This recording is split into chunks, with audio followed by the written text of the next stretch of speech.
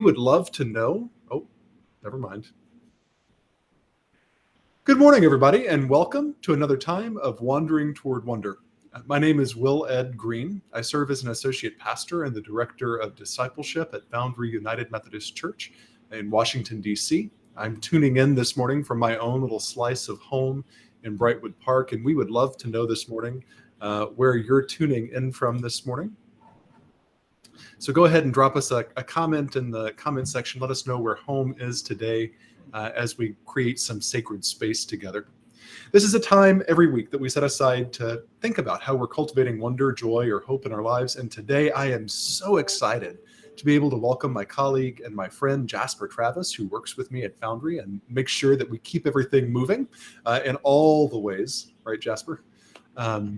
And are able to do the work that we do as a church. But more importantly, I've come to know Jasper as a creative, thoughtful, brilliant, and incisive thinker who is able to help us pivot and sharpen well with levity and with humor. And so, Jasper, I'm so glad to have you with us today.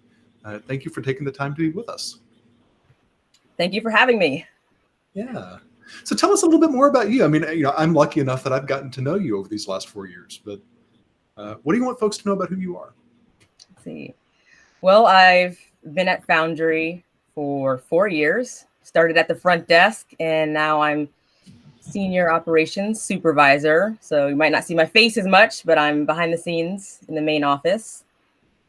When I'm not at Foundry, I am a writer and performer, mostly children's theater, playwriting, puppetry, all things whimsical theater. That's pretty much what I do outside of Foundry. And I am a trans man in transition. Mm-hmm. So, I've gotten to be on the opposite side of some of your creative thoughts and creative process, but I've always been so impressed by all the kind of stuff that you do. Are you working on any fun projects right now that you can tell us about? Yes, I recently have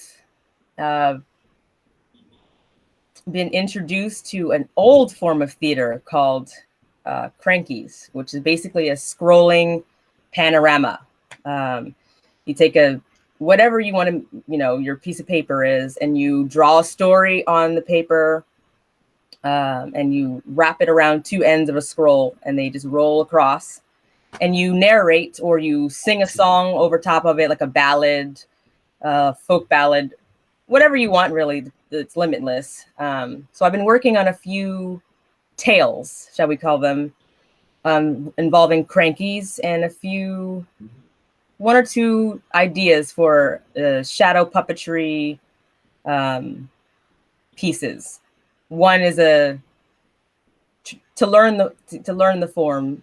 I'm working with a well-known story, The Three Little Pigs and the Big Bad Wolf. Okay. Yes, I'm practicing on that, and then I will be writing my own story as well. Oh, that's amazing. I mean, I've gotten to know you as a storyteller too. We're going to leave the singing piece aside, lest Stanley somehow gets you into that virtual choir. I know he's been working hard. Yes. But talk to me a little bit more about storytelling and why that is so important and what's so compelling about it for you. Well, story is how you is a way of understanding the world around you. It's a way of processing things that have happened to you. Story is history. So when you gather with people and you tell a story, you are bringing your history to the table. You are connecting with another human being. There are things, and everybody has a story. Everybody. No, it doesn't matter who you are. You come into this world. As soon as you're born, you have a story, and we carry histories before our birth even. So to me, story, I've always been fascinated by it as this way of understanding someone else, as a way of listening to another human being, Because there are things that we can say in story that we might struggle to give word to, if we have to explain something concretely. We have to explain, or we might be too close to a trauma and we can't talk about it Mm-hmm. in our everyday vernacular. So we might need to elevate it or stylize it. And its story is anywhere we want to go. It can happen anywhere. You have a person who's talking, and you have an active listener who may or may not participate. And it can happen in any community, in any space. It doesn't require anything but humans. Yeah.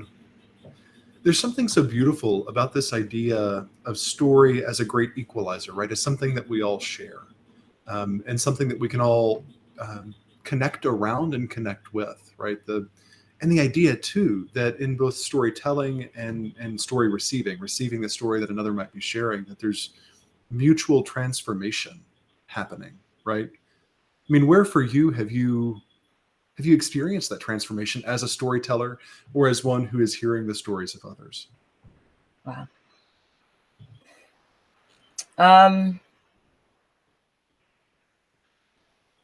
I would say the most transformative, the most impactful storytelling happened when, at a time in my life where I was just like, something's not right. Something, I didn't know what it was. I just knew something about the way I was going through the world wasn't fitting correctly. I didn't know what it was. I had no language for what didn't feel, why I felt off, until I've discovered YouTube. And I found that there were trans men on YouTube telling their stories. They were all different shapes, colors. They were from all over the world. Some were all different ages. And there was this, there was this similar thread of going through a type of experience in the queer community. Yet each had their own nuance. So I began and I began going to those spaces, just me and my computer, but I began showing up in those spaces over and over and over again. I began showing up in those spaces over and over again to feel connection, to see myself in another person. So that was one way. And at Foundry, there's a storytelling group at Foundry that is basically like this active listening space that I found beautiful. It was one of the first spaces that I showed up in where I didn't, it was healing to hear other people's stories, and it was healing to once again, after a long hiatus, to open my mouth as a storyteller and begin to talk again. Not necessarily even knowing what I was going to say or in needing to have this very theatrical beginning, middle, ends, but just I exist, therefore I have a story. So yeah. I received the power of story in those spaces at Foundry. That's amazing. I mean, I think it's so beautiful to hear you talk about this journey of transformation, right? Not as a single moment, but as something that is slow growing and that leads to all kinds of change. Where has God showed up for you on that journey? And where has, in particular, your faith been a part of that process?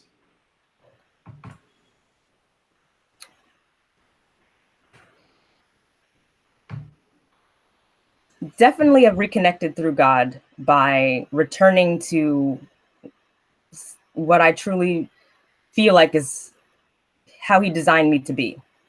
For me, there is no choice but to, some people may just look at paper and glue and scissors and just see paper, glue, and scissors. They see a craft project.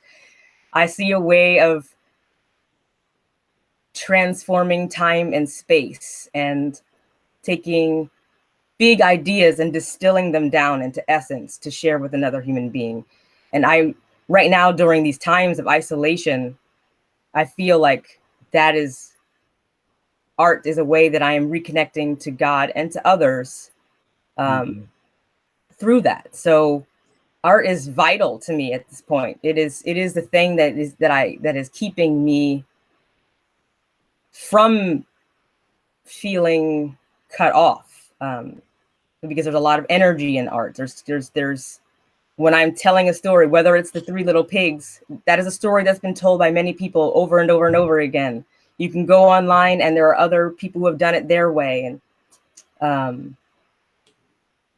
it's the way that I'm seeing God right now. And it's the way I'm connecting. What was the other part of that question you'd asked? Sorry. Well, I was really just curious about what you've answered, which is how God has showed up in this journey of transformation for you, right? And I think maybe the follow up to that, and you and I've talked about this as we've laughed about the the knee slapping good old hymns of the small country churches we grew up in. I only have one question for you, Jasper. Are you washed in the blood? Oh, the blood of the Lamb. There's power. There is wonder working power, right? Yes. I love nothing more than sitting with you in the office when we're actually able to be in the office and quoting these hymns back at one another. It makes me feel seen, that's for sure. No, but I mean, I think the other question for me in this larger kind of conversation about transformation and the role of God in it is, where are you having to let go? As much as you're picking up or you're rediscovering, what are you letting go of, so that you can be more fully who God has created you to be in all the ways that you are you?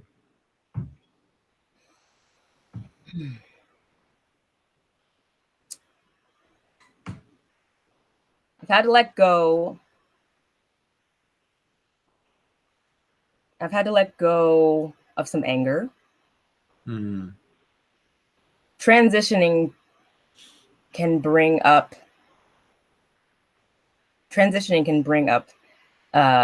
some layers of feeling that you might not have known were there. And when I say transitioning, yes, it is transitioning in general, but specifically I'm talking about gender transition.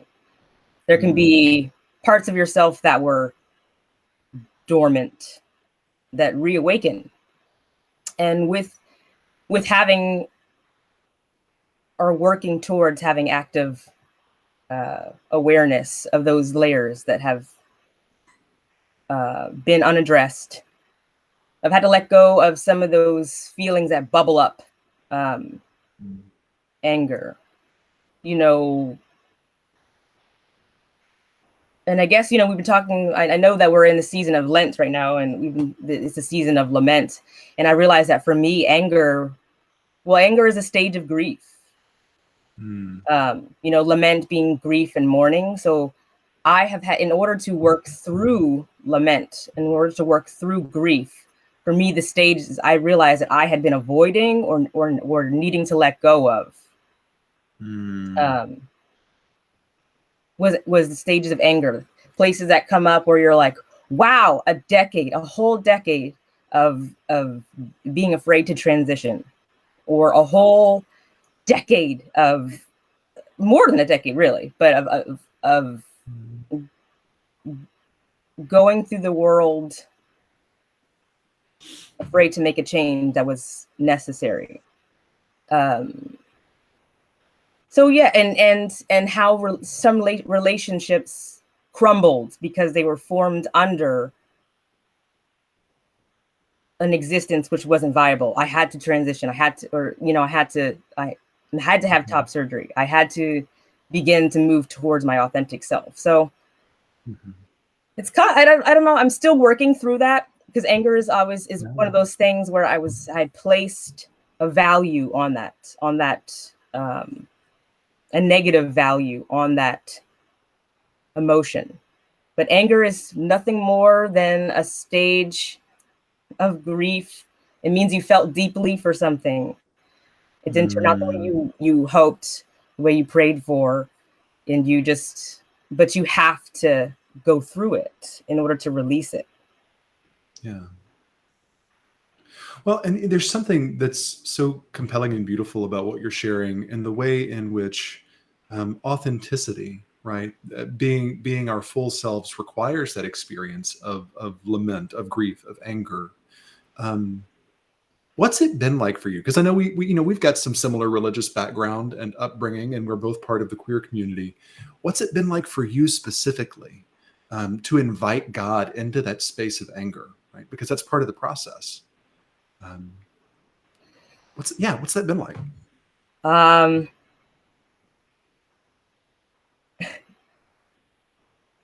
Healing, honestly. Mm, It's been healing to invite God into the lament, into the grief, into the anger, um, into the mourning of lost relationships or time lost. mhm, Um, it's been very healing to invite God into those spaces on a personal level and in a community level, because God showed up in both ways. Once I made those steps towards inviting God in the one-on-one, you know, I could it enriched my understanding of God.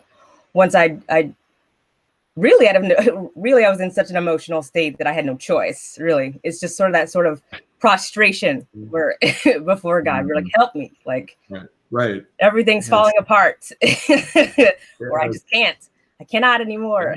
Yeah. Um, I can't do it. Lord, take it. Help me. Take the wheel, Jesus. That's Yes. right. So that has and hearing that answer back in the darkness, Mm, that has mm, been a way that has renewed my faith in God that way. And then there were mm, times where I prayed to God and he showed up in a person or a community. Um, mhm.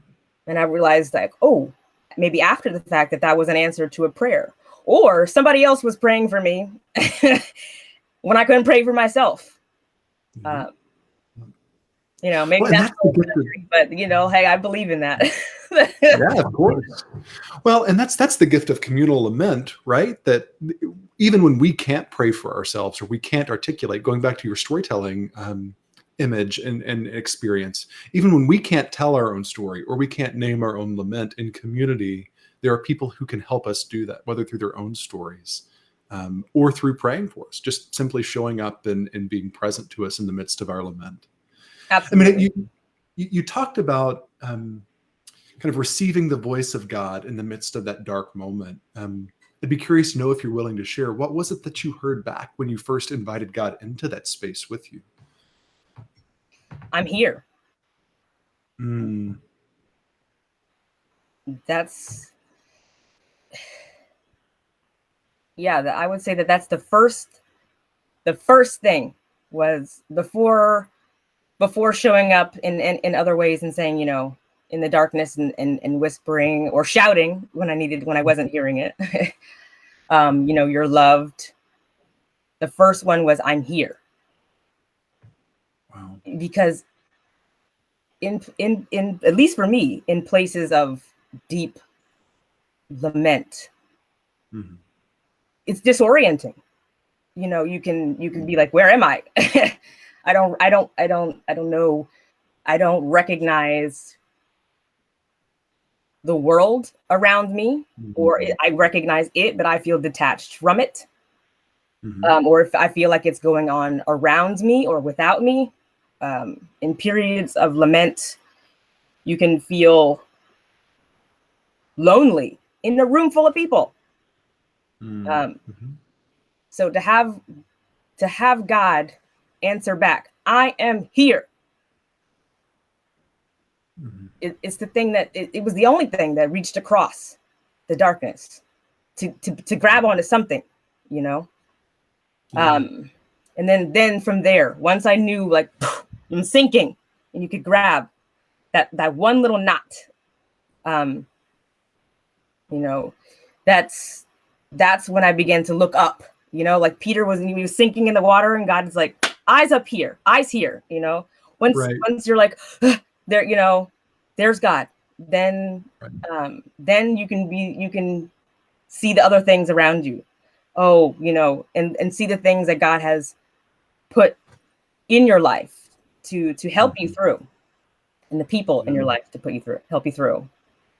Yeah. You know, that experience of reorientation and refocusing that comes when we're actually able to fully receive what God is offering to us is so profound, right? It's amazing what we find when we're able to kind of turn our eyes, especially, you know, in a world where for queer people, we're denied agency over our bodies, we're denied agency over our faith, we're denied agency over our relationships in certain spaces. To realize that we both have the agency to reach out to God, to cry out to God, and that God's going to respond.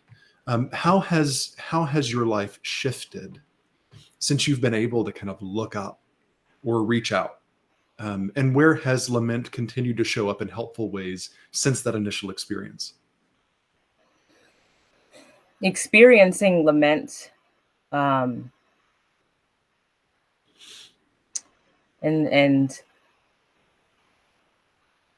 you know, it's not a one-time thing in life, but I'm more in my, you know, on the other side of it for now.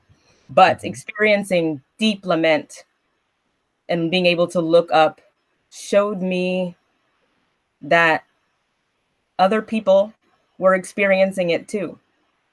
That it's not something you know, it's not, and other people had experienced it and came out on the other side of it and were very compassionate towards me.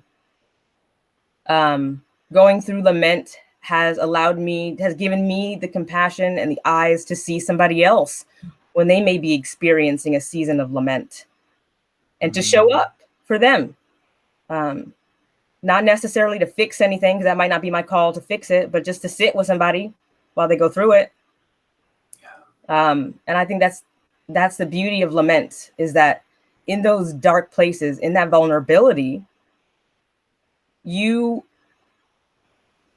are able to show up for one another. You're able to recognize one another. Nobody goes through this world without lament, you know? And how tiring, how exhausting to put on a facade, or have to feel like you have to have it together all the time, or to feel like you're ungrateful because you're sad. Are you kidding me? Have we read Psalms? David was lamenting often. All the time. Yes. So listen, I mean, God takes all of us, I feel like. And the sooner we recognize that, I don't know, I am so glad that I fell apart. Honestly, that may sound dramatic, but I'm glad that I fell apart and that there were people there to help me back together, because that's the way we get through. Yeah, that's right. The radical solidarity that comes along with shared experience, right? And the gift of self-awareness about our own messiness, so that we've got more space and more grace for the messiness of other people. Exactly. Yeah. I mean, as you were talking, I kept hearing the story from the Gospels where Jesus is looking at folk and he's saying, and when I was naked, you clothed me. And when I was hungry, you fed me. And there's this act of radical solidarity that's only possible when we make ourselves available to understanding the suffering of others. Absolutely. So. And how they're in the Bible, you know, that taking that passage alone, you know, like, when I was naked and you fed me. Yeah, that can be very literal. That can mean a material thing you are lacking. But it also can be like, when I was naked, when I was vulnerable and you fed me, you gave me what I needed in people, in community, in love, in compassion. Mm-hmm. So, you know, we're coming up on our time, but I would love to know, like, as you continue doing all this amazing creative work that you're doing with your Crankies, which sounds like an early 1900s era mafia movie from New York. There's an idea for one of your Crankies, I suppose. There it is. Or your paper art, or any of the other stuff that you're doing. Where is lament continuing to show up, or what you've learned from your experience of lament continuing to show up in that creative work you're doing?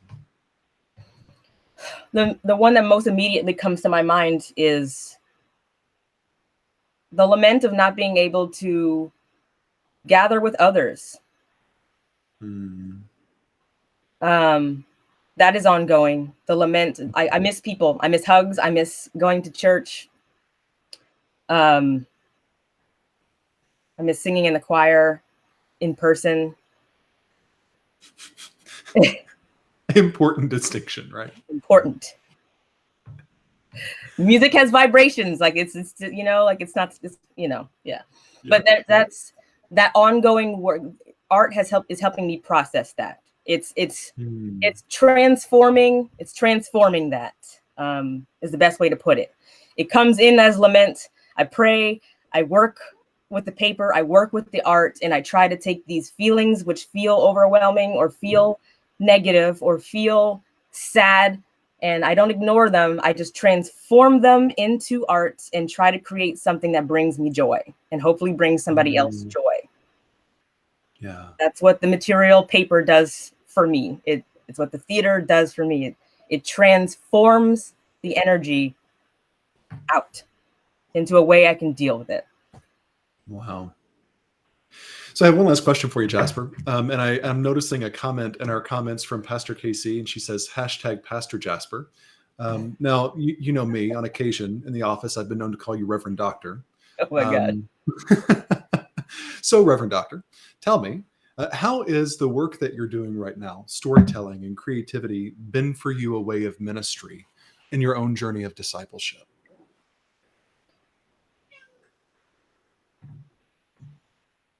Two ways. Hopefully, it strengthens me to say, I am here. I have a story. I am valid. I write my own narrative. You don't get to tell my story for me. I tell my own story. And I don't think, you know, there are many queer people, many trans people that are misunderstood, that don't get that. So for me, it's a place of claiming my space.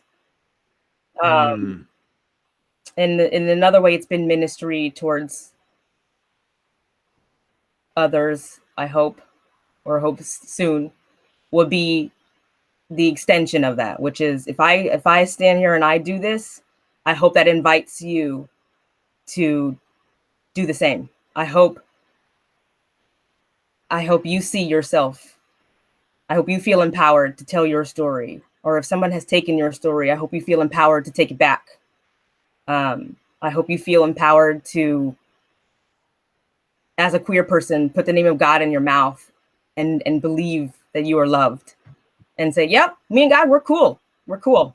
So that's how I think storytelling is. Like, it's just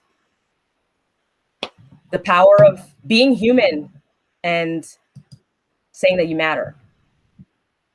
Yeah. Wow.